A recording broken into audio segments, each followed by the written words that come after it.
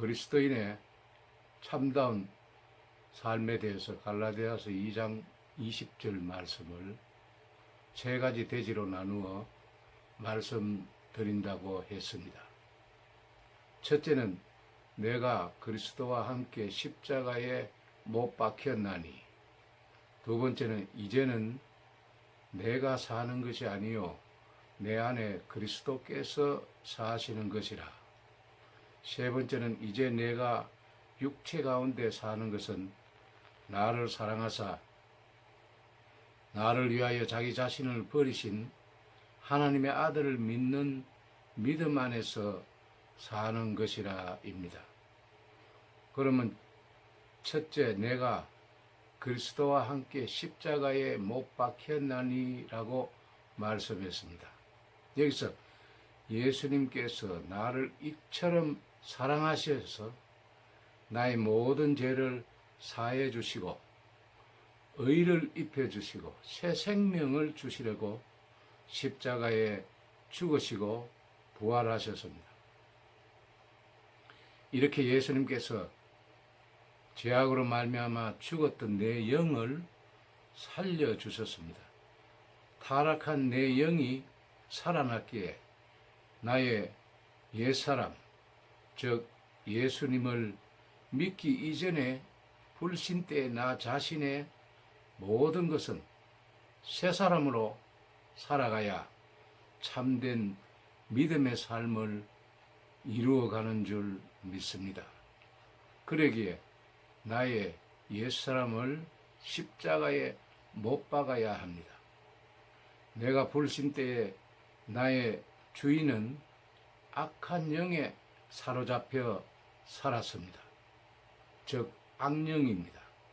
또 내가 태어날 때부터 악성, 즉 악한 성질을 가지고 태어났고 살아가면서 악한 짓만 하는 악성, 즉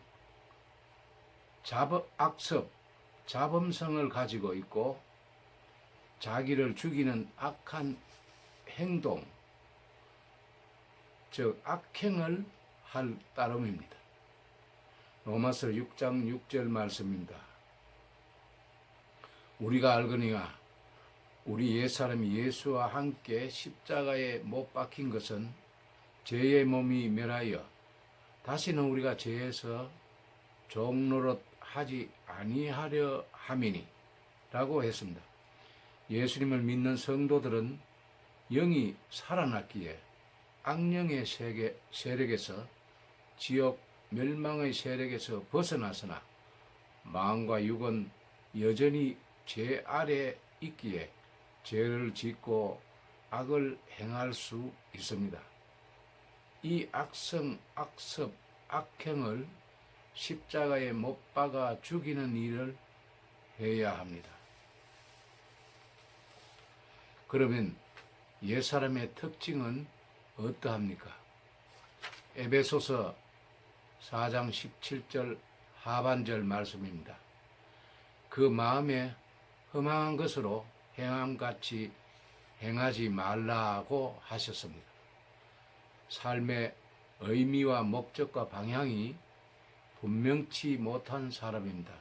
그래서 순간적인 쾌락이나 중독 현상에 빠집니다.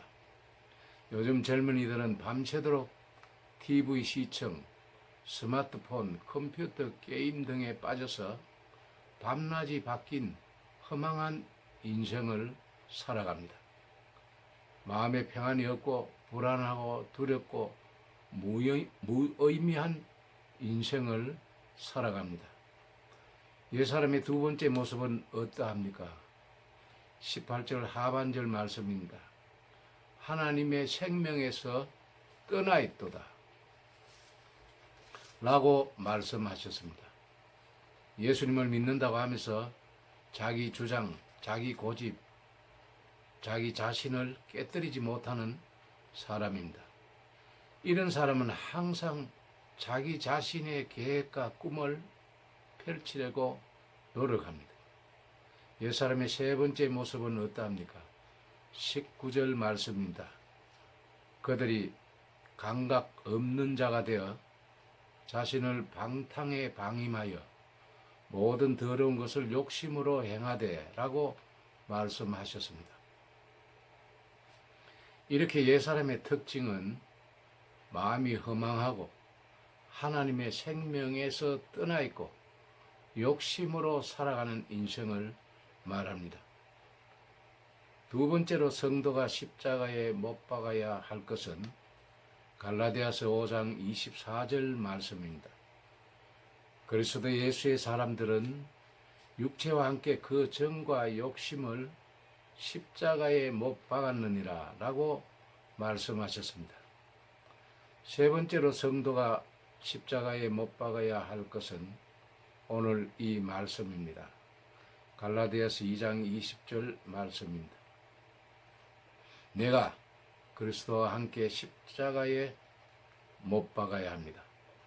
이렇게 타락한 옛사람과 정과 욕심과 타락한 자신을 내 힘으로 내 의지대로 나의 지식으로 새 사람의 삶을 살아갈 수가 없습니다.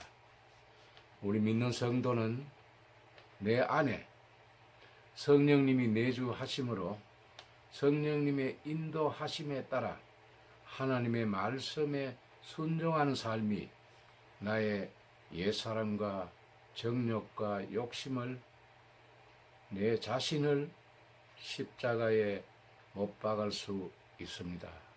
할렐루야. 두 번째는 그런즉 이제는 내가 사는 것이 아니요 내 안에 그리스도께서 사시는 것이라 라고 말씀하셨습니다. 이 말씀이 내가 인생을 살아가는데 굉장히 중요한 역할을 한다고 믿습니다. 성령님께서 역사하셔서 내가 예수님을 믿으면 죽었던 내 영이 중생된다는 말씀입니다. 다시 말하면 영이 살아났습니다. 그러면 예수님 믿기 이전의 삶의 주인은 나였습니다. 예수님을 믿은 이후의 삶의 주인은 예수님이시라는 말씀입니다. 즉 나의 삶의 내면의 모든 결정의 주인은 내가 아니라 예수님이시라는 말씀입니다. 할렐루야. 예수님을 믿기 이전의 삶의 결정을 되돌아보면 전부가 육신의 삶이었습니다. 더 크게 느껴지고 더 좋게 보이고 더 많은 덕이 있을 때 결정되어집니다.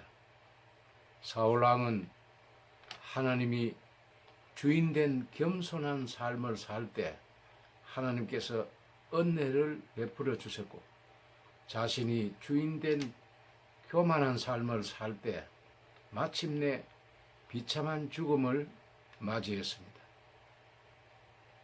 하나님께서 다윗을 보고 내 마음에 합한 자라고까지 말씀했습니다만 다윗은 바세바의 아름다움에 순간적으로 주님이 내 삶의 주인이 아니었습니다. 다니엘은 삶의 주인이 주님이셨기에 사자굴도 무서워하지 않았습니다. 삼손은 하나님께서 주신 그 큰 힘의 위력으로 자신이 삶의 주인이었습니다. 욥은 인생의 주인을 분명하게 고백하고 있습니다. 주신 이도 여호와시요 거두신 이도 여호와이시오니 라고 고백하고 있습니다. 우리 인생의 삶은 누가 주인된 삶을 살아가고 있습니까? 물질을 위하여 물불을 가리지 않습니다. 명예를 위하여 열심히 살아갑니다. 세상의 권력, 힘을 위하여 열심히 살아갑니다. 자녀의 출세와 행복을 위하여 열심히 살아갑니다. 처음엔 화장실이 하나였는데 화장실 2개를 가지려고 열심히 살아갑니다. 프라이드 성룡차가 충분한데 벤츠, 고급 성룡차를 위하여 열심히 살아갑니다. 한 가족이 살기에 충분한 평수인데도 더 큰 평수, 더 호화로운 저택, 더 이름 있는 아파트를 위하여 동분서주합니다. 내가 예수님을 믿은 이후의 삶의 주인은 과연 누구입니까? 아멘.